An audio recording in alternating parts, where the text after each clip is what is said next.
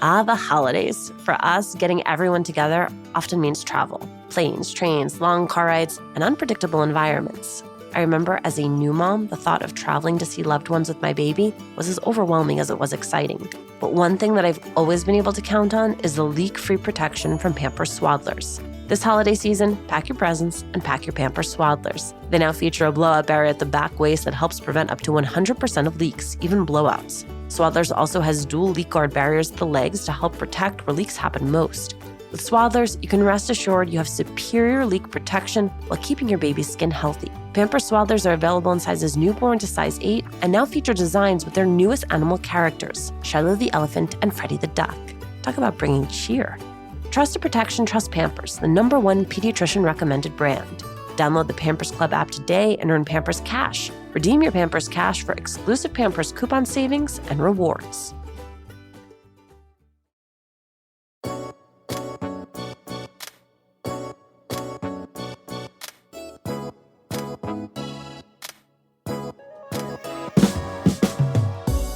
I've known Allison Strong since she was a little girl, belting out songs in her mom's living room in our hometown of Union City, New Jersey. Her talent has always been undeniable, and it is matched only by the heart and hustle that has earned her roles on Broadway productions of Bye Bye Birdie and then Mamma Mia, The Marvelous Mrs. Maisel, the Netflix film The Week Of, and powered her 2 albums, including her most recent release, Bronte. Allison and I talk about the early feedback that threatened to derail her career before it had even begun, the mentor who put it back on the tracks, how her songwriting is informed by everyone from Carlos Vives to Regina Spektor, and how the decision to literally create a room of her own allowed her to become the hero of her own story.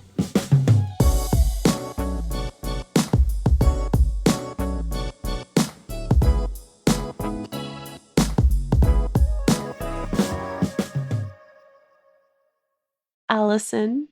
Hi, Alicia. I don't think I've never had anyone I babysat for on Latina to Latina, so what a treat. It is a treat. It's a treat for both of us. Allison, we all knew you were talented. Do you remember the first moment when you said to yourself, wow, I love this?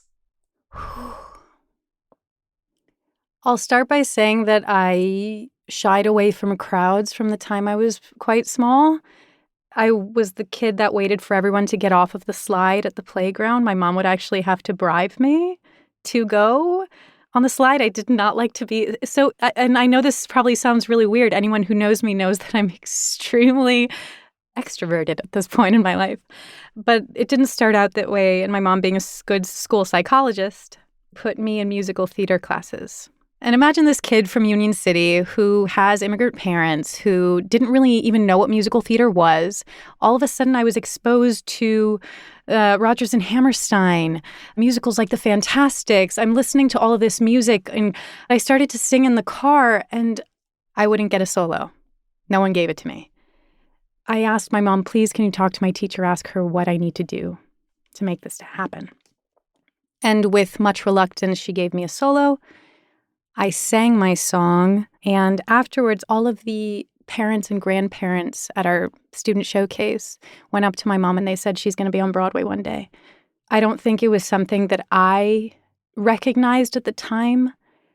I was more myself on stage than anywhere else. And so in a way, the stage, I think, sort of helped me become more of who I am. That's where it all began. From there, my mom put me in voice lessons. I started doing singing competitions and pretty much winning every single one that I entered, at the state level. Well, let's recall the single most important competition you have ever been a part of, which was when Oscar Mayer Wiener decided they needed a new jingle. In Spanish. Would you hit it for me in Español, por favor? Cuando quiero algo bueno y sabroso, un hot dog Oscar Mayer pido yo. Y si me dan un hot dog Oscar Mayer, mi sonrisa les dirá que me gustó. That was that. Except I belted it outside of the ShopRite on 35th Street in Union City. The one in Columbia Park, Any hometown peeps will know. Tiny girl, big voice. My God, it was like we knew a national celebrity. Allison Strong was chosen to be the new jingle singer. I mean, it was like town news. I will never get away from the Wienermobile, and I don't want to. I imagine there is a moment in the life of every musical theater performer where you have been excellent, you have been superlative, you have been number one in your little world, and then you level up. And all of a sudden you're competing in a bigger pond with a different set of people. And I wonder, through that audition process and then ultimately becoming a part of the ensemble on Bye Bye Birdie on Broadway, what it required of you to level up into that experience. What was the biggest growing pain? A lot of people have the advantages of having had, parents that were in the arts, or maybe they grew up in the city. Maybe they had, they knew musicals growing up. I really didn't. What I knew was what I knew from my musical theater troupe. If I refer to my mom and I, it's because we've always been a team in this. We learned a lot. Headshots, we took some bad ones. We eventually got some good ones. I mean, in terms of classes, figuring out what is a good teacher, what is not a good teacher. So I don't necessarily know in terms of disadvantages. I just know that my privileges were different than others. My privilege was that I had a mom who cared. I love that answer. Keep that answer. I also, though, I'm asking a slightly different question, which is Sure, go for it. Did you feel out of your depths? Culture shock in college was huge for me. Not knowing all the musicals that everybody knew, not having all of the cultural markers. I didn't grow up watching MGM movies. I had a lot to catch up on in terms of pop culture. I didn't know the composers that people were singing songs from, but also I think it made me stronger because I wasn't depending on this program to give me everything that I needed. I had always had to supplement everything I did from the time I was a kid with outside training. And so I continued that in school, and I took full advantage. I just ate the apple. With Halloween just around the corner, my family has plenty of tricks and treats planned. But thanks to Pampers, one thing I have never been afraid of is a leaky diaper. Fear no leaks with new and improved Pampers Swaddlers, now featuring a blowout barrier at the back waist that helps prevent up to 100% of leaks, even blowouts. We've always looked forward to getting the girls dressed up for Halloween when they were babies, and with Pampers, we knew that in addition to being absolutely adorable in their costumes, they would be dry, clean, and comfortable. With Swaddlers, you can rest assured you have superior leak protection while keeping baby's skin healthy. Pampers Breathe-Free Liner wicks away wetness, allowing baby's skin to breathe, while the lock-away channels help keep baby's skin dry and healthy. Pampers Swaddlers are dermatologist approved by the Skin Health Alliance, hypoallergenic and free of parabens and latex. Pampers Swaddlers are available in sizes newborn to size 8 and now feature designs with the newest animal characters, Shiloh the elephant and Freddie the duck. For trusted protection, trust Pampers, the #1 pediatrician recommended brand. Download the Pampers Club app today and earn Pampers Cash. Redeem your Pampers Cash for exclusive Pampers coupon savings and rewards. With HelloFresh, you get farm-fresh, pre-portioned ingredients and seasonal recipes delivered right to your door. Skip trips to the grocery store and count on HelloFresh to make home cooking easy, fun, and affordable. That's why it's America's #1 meal kit. The holidays, they are right around the corner, and HelloFresh can help take the stress out of dinner by delivering everything you need to cook up delicious meals right to your door, saving you tons of time.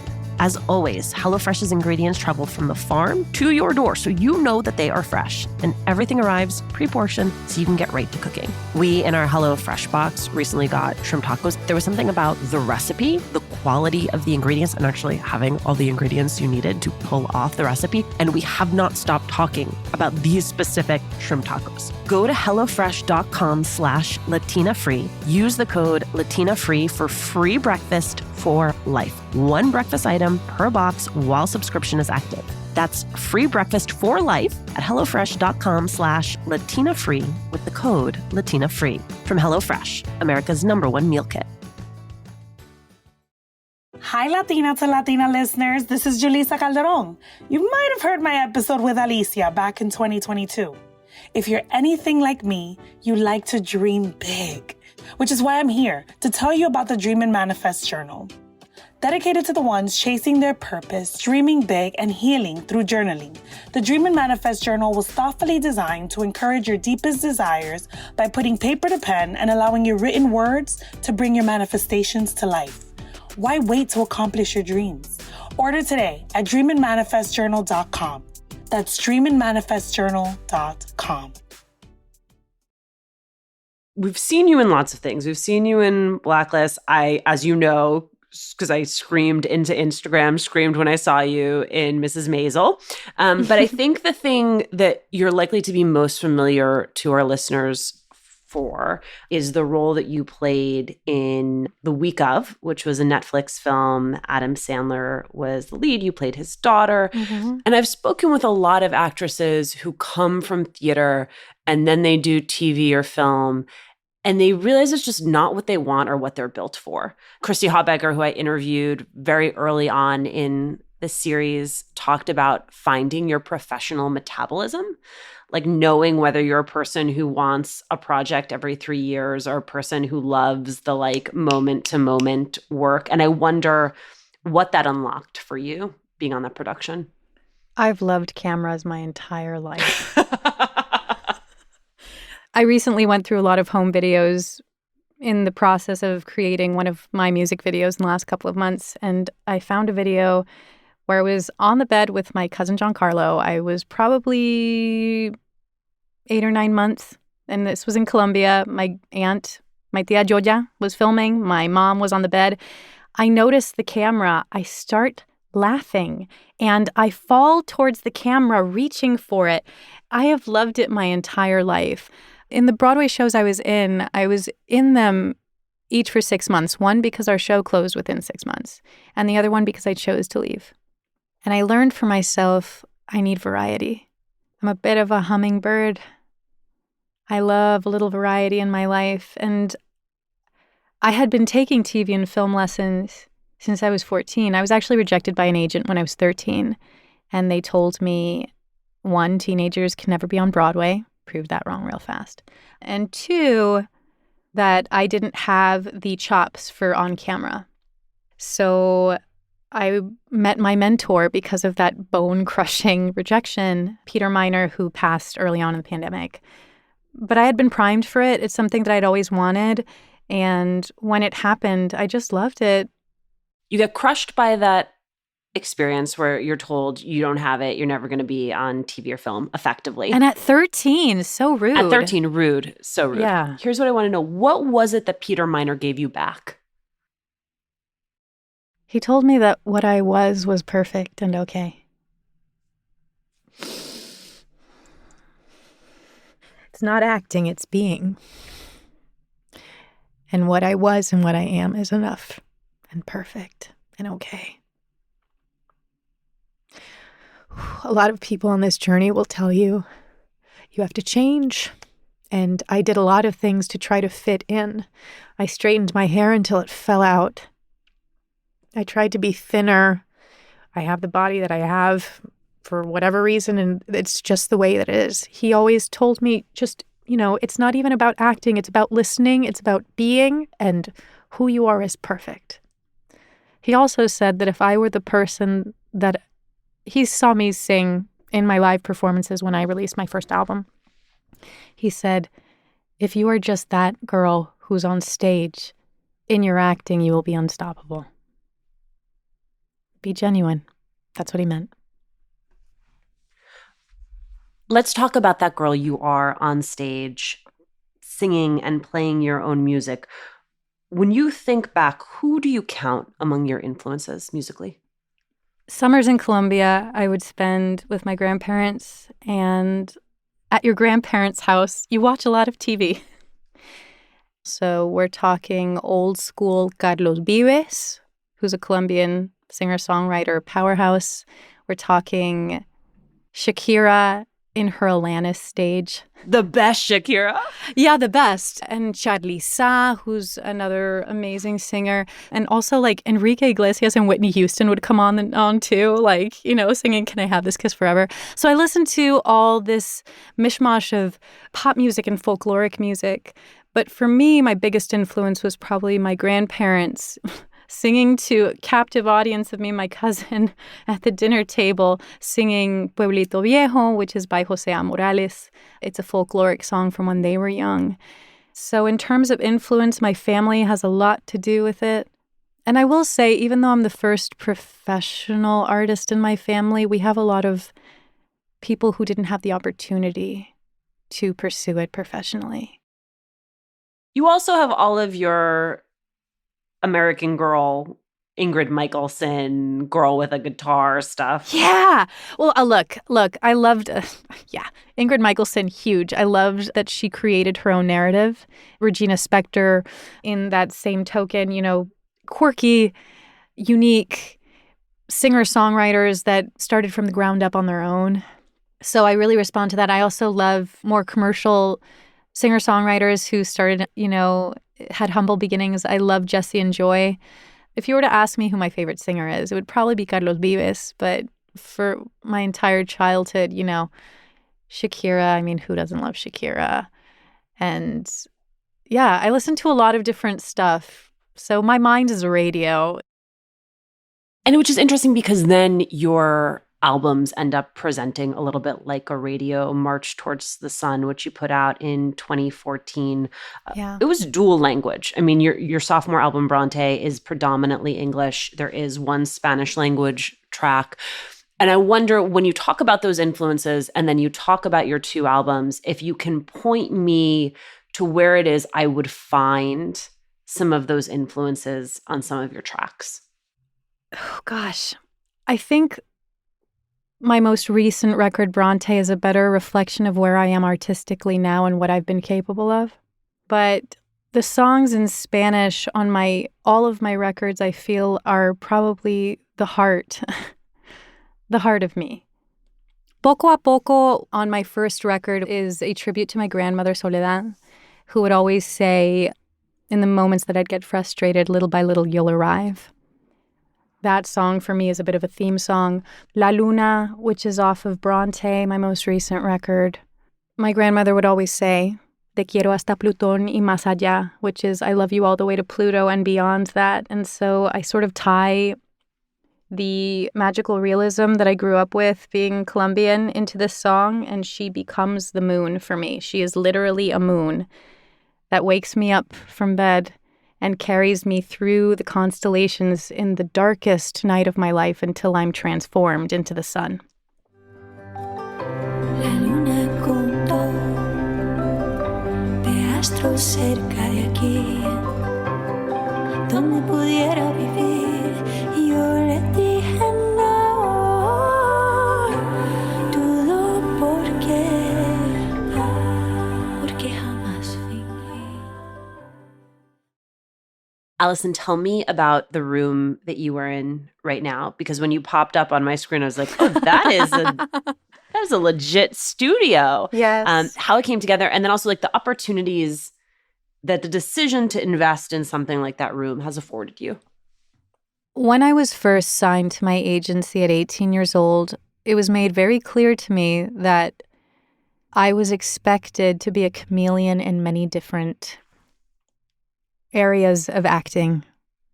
I couldn't just do musical theater. And once I started working in musical theater, you realize very quickly, one, musical theater performers are not paid well enough. But actors in general, it's hard to make a life only focusing on one facet of this industry. So I started doing voiceover. And one of the great gifts of my life is being bilingual and also loving Spanish with my whole being, doing Spanish voiceover and English voiceover.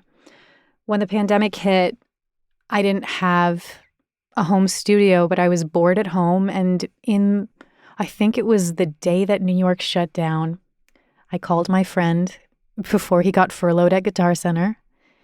And I said, "What's your discount?" And that was the start of this studio.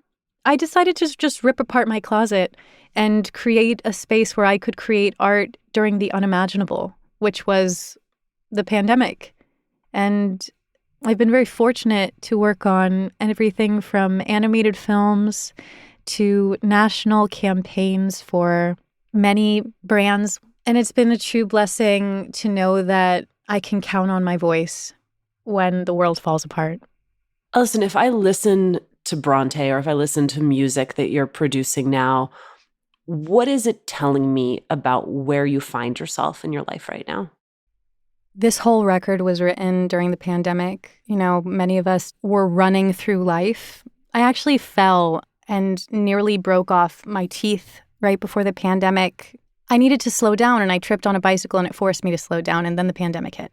And I really had to come to terms with the rejection of the last 10 years and how I had metabolized that.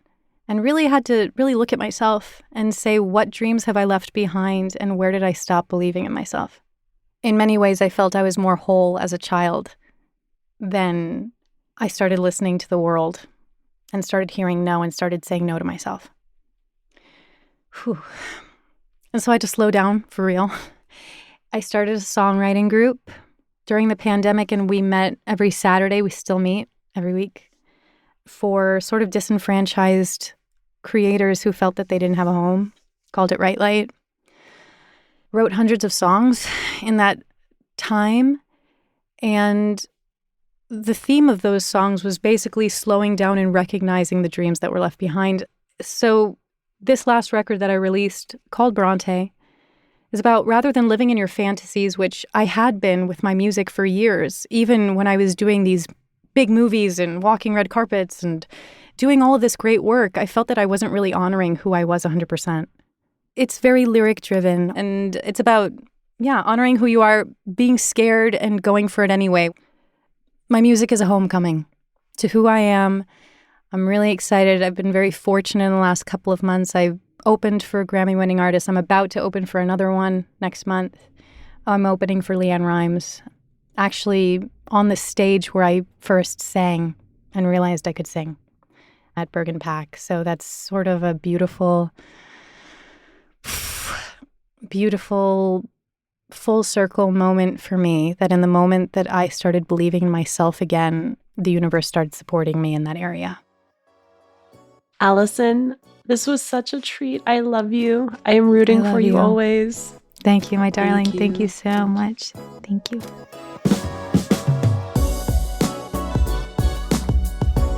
Thanks for listening. Latina to Latina is executive produced and owned by Juleka Lantigua and me, Alicia Menendez. Paulina Velasco is our producer. Kojin Tashiro is our lead producer. Trent Lightburn mixed this episode. We love hearing from you. Email us at hola@latinatolatina.com. Slide into our DMs on Instagram or tweet us at Latina to Latina. Check out our merchandise at latinatolatina.com/shop. And remember to subscribe or follow us on Radio Public, Apple Podcasts, Google Podcasts, Good Pods, wherever you're listening right now. Every time you share the podcast, every time you leave a review, you help us to grow as a community.